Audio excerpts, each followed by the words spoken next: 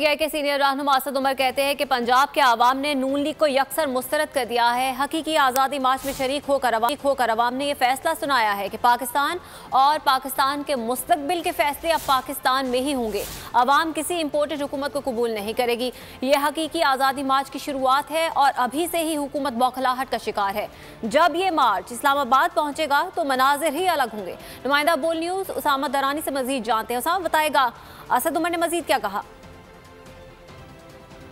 साफ कहा कि आज़ादी मार्च अपनी मंजिल की जानिब रवां दवा है और आज दूसरा रोज है। इस वक्त काफिला जो है वो फिरोजवाला के करीब पहुंच चुका है। की तादाद में, लाखों की तादाद में कारकुनान जो है वो यहाँ पर मौजूद हैं। हमारे साथ इस वक्त असद उमर साहब मौजूद हैं, इनसे बात करते हैं। जी सर बताइएगा, दूसरा दिन है, हजारों नहीं लाखों कारकुन जो है वो आपके साथ शरीक है, क्या कहेंगे इस पे?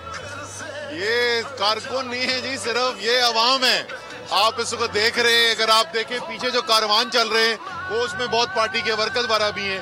ये जो नीचे खड़े हुए हैं ये अवाम है।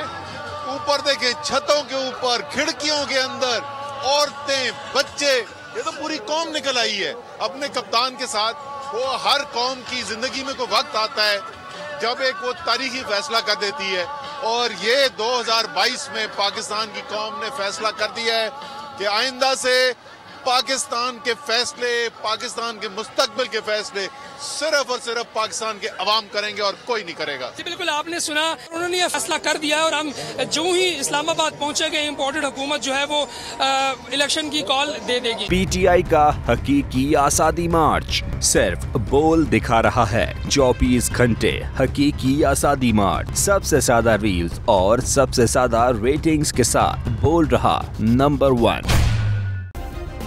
सब्सक्राइब करें और बेल दबाएं ताकि कोई खबर रह न जाए।